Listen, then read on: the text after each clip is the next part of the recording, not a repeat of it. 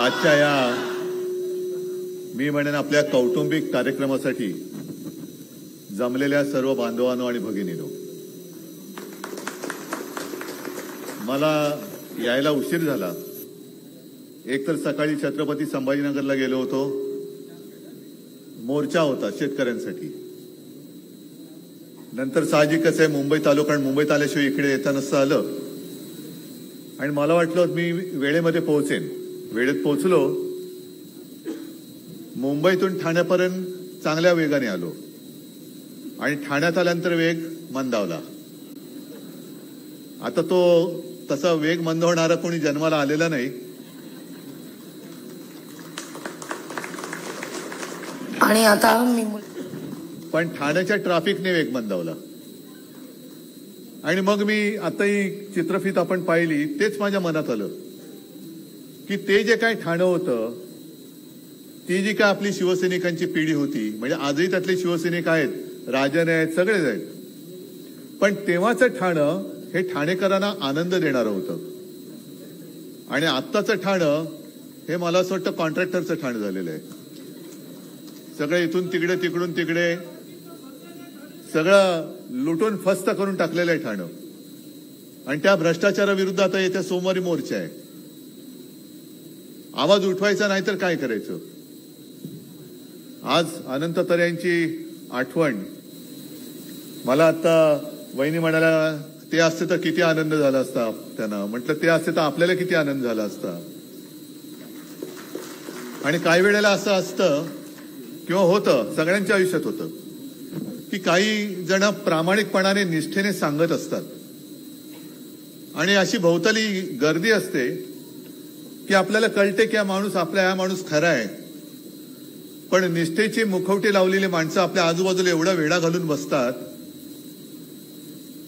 की नाही म्हटलं तरी थोडंसं नकळत दुर्लक्ष होतं. आणि आता मला एक नाही म्हटलं तरी पश्चाताप होतोय की तेव्हाच जर का अनंत तरे यांचं ऐकलं असतं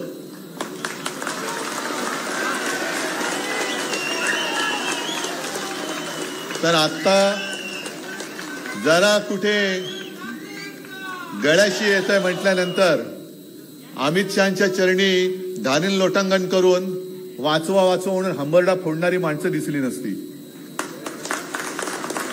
म्हणजे शेतकऱ्यांसाठी हंबरडा मोर्चा काढला तो वेगळा आणि यांचा हंबरडा वेगळा. हे वाचवा म्हणून हंबरडा फोडून जात आहेत. अर्थात काही वेळेला अशी परिस्थिती असते. मला वाटतं 2014 साली, बरोबर ना, 14 साली तरे साहेब उभे राहत होते आणि अचानक परिस्थिती जी मी म्हणतो की सगळं ठरलं होतं. शिवसेना भाजपा युती ठरली होती. जागा वाटप जवळपास झाला होता. उद्या शेवटचा दिवस अर्ज भरण्याचा आणि अचानक भाजपकडनं युती तोडली गेली. करायचं काय. एकतर शिवसेना प्रमुख 2012 साली आपल्यातून गेले. 2014 सालची निवडणूक. करायचं काय, लढायचं कसं. आणि तेव्हा शिवसेना संपवण्याचा भाजपचा डाव होता. आपण लढलो, उमेदवार उभे केले आणि तरे साहेबांनी तेव्हा मला वाटतं अपक्ष अर्ज भरलेला आणि ऐकायला तयार नाहीत.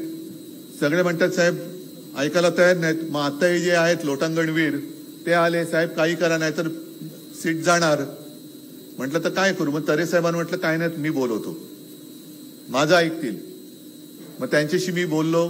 त्यानं म्हटलं तरे साहेब, एकतर भाजप आपल्याला संपवायला निघालाय, आत्ता जरा समजून घ्या, सगळ्या मिळून आता पहिले हे संकट दूर करूया आणि मग नंतर प्रत्येकाचे मान पान. आता पहिले हे संकट आपल्याला संपवायला निघालेले हे आपले एकेकालचे मित्र, यांना पहिलं वेळेमध्ये रोखूया आणि मग पुढची भरारी आपण घेऊया.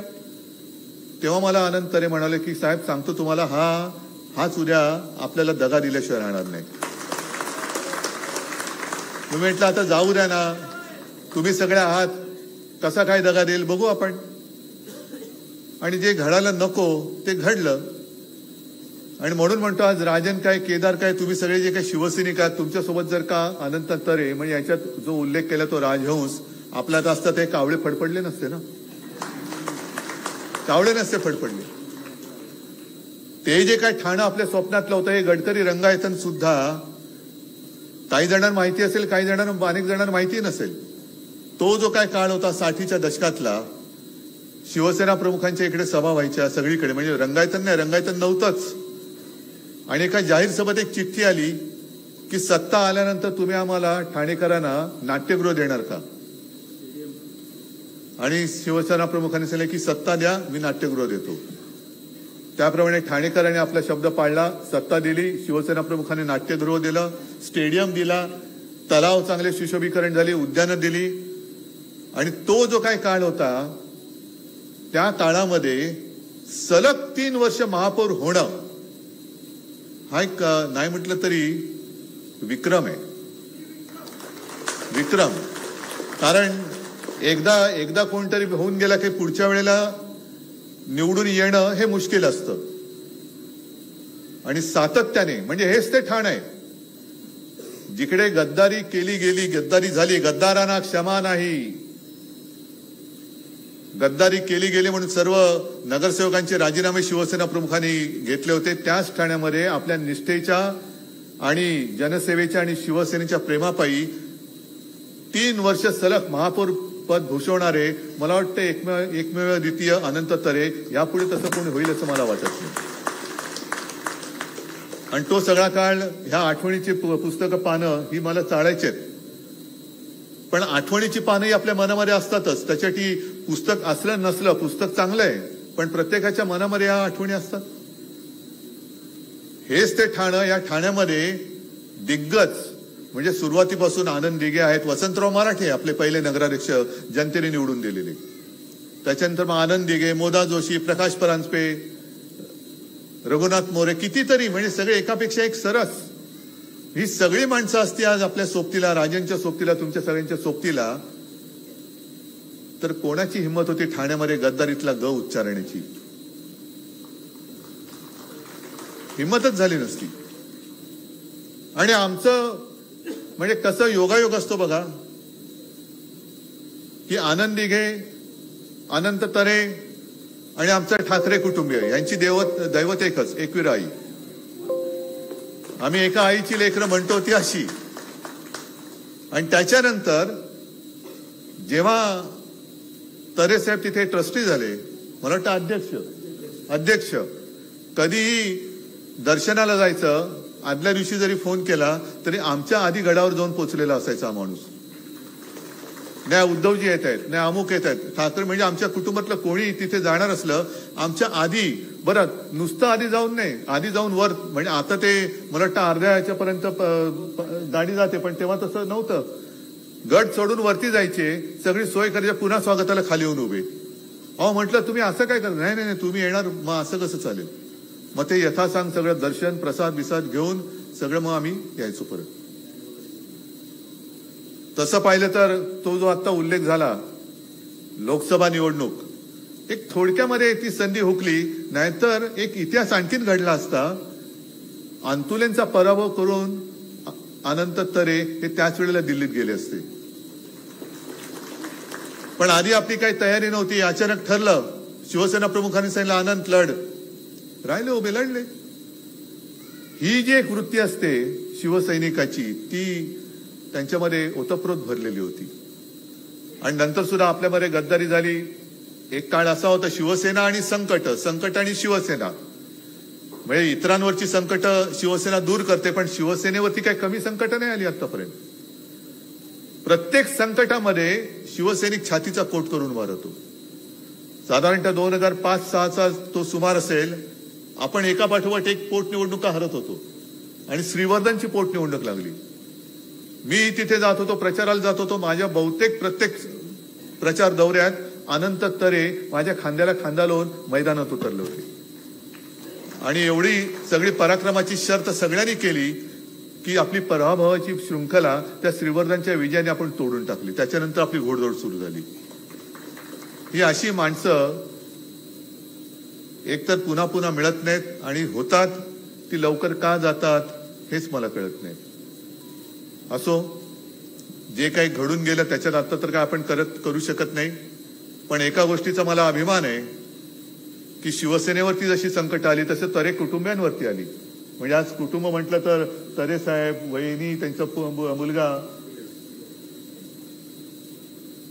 आणि एवढी संकट आली तरी सुद्धा तरी कुटुंब शिवसेनेचा भगवा सोडायला तयार नाही. याला म्हणतात निष्ठा.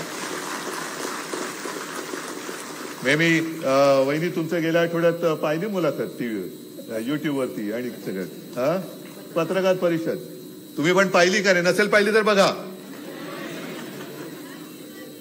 पाहिले ना? मग याला म्हणतात वाघ, याला म्हणतात वाघीण.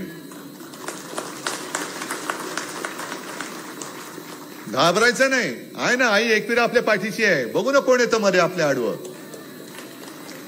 कोण आडवं येतं तेच बघू. आडवं येणाऱ्याला आडवं करून पुढे जातो तो शिवसैनिक. आणि तीच वेळ आहे कदाचित आई एकविरा आपली परीक्षा बघत असेल की तुमची सगळी आयुधं काढलेत, आता कशी लढता बोला. बस तुझ्या आशीर्वादाचं आयुध आमच्याकडे साठी पुरेसे आहे. त्या आशीर्वादाच्या आयुधावरती आम्ही पराक्रमाची शर्त करून आता दिवाळी येते. महिषासूर मारल्याशिवाय राहत नाही हे आपण आपल्याला दाखवून द्यायचंय. ही त्यांचा तुम्ही बघितलं ना चित्रफितीमध्ये दरबार म्हणजे लोक कशी येत होती, कसं त्यांना आशीर्वाद मिळत होते. ते आशीर्वाद फुकट नाही जाणार, कधीच फुकट नाही जाऊ शकत. गोरगरिबांचे आशीर्वाद म्हणजे मी एक गोष्ट नेहमी सांगतो. आता लोकसभेच्या निवडणुकीनंतर आज जसं मी छत्रपती संभाजीनगरला गेलो होतो तसंच लोकसभेला सगळ्या लोकसभेमध्ये मी फिरलो. आणि धाराशिवला आपला ओमदादा आहे, ओमराजे निंबाळकर. प्रचंड सभा झाली.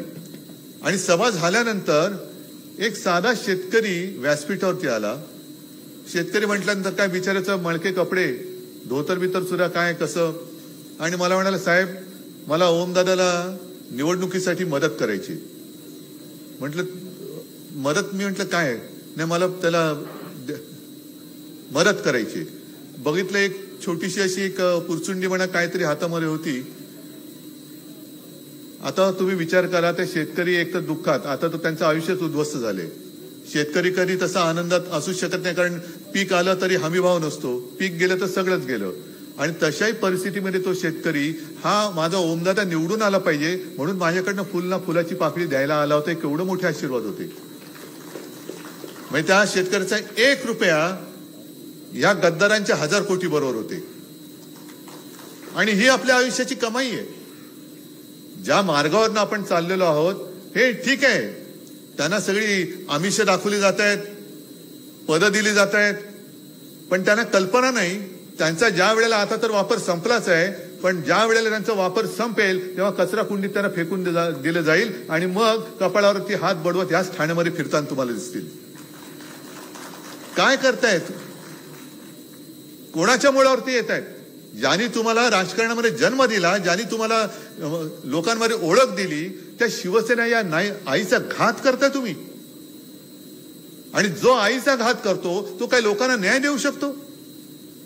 आणि आता तुम्ही ज्यांच्या पायावरती लोटांगण घालताय त्याच्या मनात हेच असेल, अरे याला जरा कुठे मधाचं बोट चाटवलं तर ह्यांनी आईचा घात केला, हा उद्या उठून माझा घात करणारे निश्चित आहे, मग कशाला याला पोसायचं.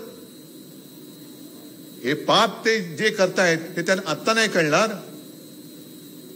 घात केल्यानंतर तो घात आम्ही होऊ देणार नाही, अजिबात होऊ देणार नाही. पण घात केल्यानंतर कळेल, अरे आपण कोणाशी लढलो, आपल्याला कसं लढवलं गेलं, आपल्याच लोकांना आपल्या अंगावरती टाकलं गेलंय. आणि लढवणारे म्हणजे ही काय कोंबड्याची झुंज नाहीये की कोंबडे झुंजतायत, त्यांचा रक्तपात होतोय आणि झुंजी लावणारा मध्ये मस्त मजा करतोय. ही परिस्थिती आज आपल्या राज्याची आणि आपल्या देशाची आहे.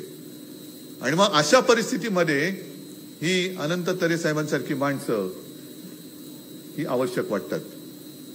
आज नुसत्या त्यांच्या आठवणीची पानं, अरे वा छान पुस्तक काढलं त्याच्याबद्दल तुमचं कौतुक आहेच. पण मी सगळ्यांना सांगतोय की हे पुस्तक वाचा, जरूर बघा, पण वा छान काय माणूस होता. नाही, तो त्यातला छानपणा आपल्यामध्ये काहीतरी येऊ द्या, थोडा तरी येऊ द्या. म्हणजे जसं आज म्हणजे असं आता तुम्ही सांगितलं ना की हा दुसरा सुयसहायक, एक यशवंतरावांचा आणि दुसरा हा. आपली कोणाची कोण पुस्तकं काढावीत असं माझं म्हणणं नाहीये, पण आपण असं काहीतरी करू शकलोय का की आपल्यानंतर सुद्धा लोक आपली आठवण काढतील चांगल्यानी. हे जरी काहीतरी आपण घेतलं या पुस्तकातून तरी मी म्हणेन या पुस्तकाचं आणि आनंदतरेंच्या आयुष्याचं सार्थक झालं. असो, आज तुम्ही सगळे इकडे जण आलात. आठवणी तर खूप आहेत, त्या सांगायला लागलं सांगायला लागलं तर आणखीन पुस्तकाची पानं वाढतील. पण अनंत तरे यांनी जे एक आपलं व्रत घेतलं होतं, सेवेचं व्रत, ते व्रत घेऊन आताची सुद्धा शिवसेना पुढे चालले. आणि भाषणाच्या सुरुवातीला मी जो काही उल्लेख केला की आता म्हणजे गाडीत बसल्यानंतर ठाणेकर कसे राहत असतील, कशी इकडनं तिकडे जात असतील, विकास झालाय, मग विकास झालाय तर पैसा खर्च झालाय, मग खर्च गेला कुठे, कोणाच्या खिशात गेला. ट्रॅफिक जाम एवढा होतो, एवढा ट्रॅफिक जाम मी यापूर्वी कधी ठाण्यात पाहिला नव्हता. या सगळ्या गोष्टीबद्दल महापालिका लुटले, राज्याची तिजोरी लुटले, मुंबईची तिजोरी लुटलेली आहे. मुंबई आणि ठाण्याची महापालिका म्हणजे मुंबईवरती जवळपास 2.25 लाख कोटीचं देणं देऊन करून ठेवलेलं आहे. कोणी केलं हे? आहे शेतात जायला हेलिकॉप्टर, काय शेतकरी, पंचतारांकित शेती, हेलिकॉप्टरनी शेतात जातो. मग इकडे जरा काही मनासारखं नाही झालं का तिकडे जाऊन हेलिकॉप्टरने जातो, पण भाजी कापतो का रेडा कापतो माहिती नाही. तर या भ्रष्टाचाराविरुद्ध येत्या सोमवारी आपण मोर्चा काढतोय. आणि या मोर्चामध्ये मला अभिमान आहे की आपल्या सोबत इतर पक्ष सुद्धा आहे आणि विशेषतः मनसे सुद्धा आहे. कारण शेवटी आपल्या मुळावरती कोण येत असेल, आपण भांडत राहायचं, मग शत्रू हवेत कशाला. आपणच जर का आपले शत्रू होणार असू तर शत्रू आपल्याला बाहेरचे कशाला पाहिजेत, घरातले शत्रू आहेत ना. त्याच्यामुळे आता हे घरातलं शत्रुत्व सगळं बंद करा आणि आपल्या मुळावरती जो आलेला आहे त्याला पहिला उकडून फेकून द्या. आणि तसं केलं तर मग मी आज सांगतो, जसं शिवसेना प्रमुख म्हणाले होते ना, त्या शत्रूला जेव्हा उकडून फेकलं जाईल ना, तेव्हा मी स्वतः सगळ्यांच्या सोबत एकविरा आईच्या दर्शनाला येईल.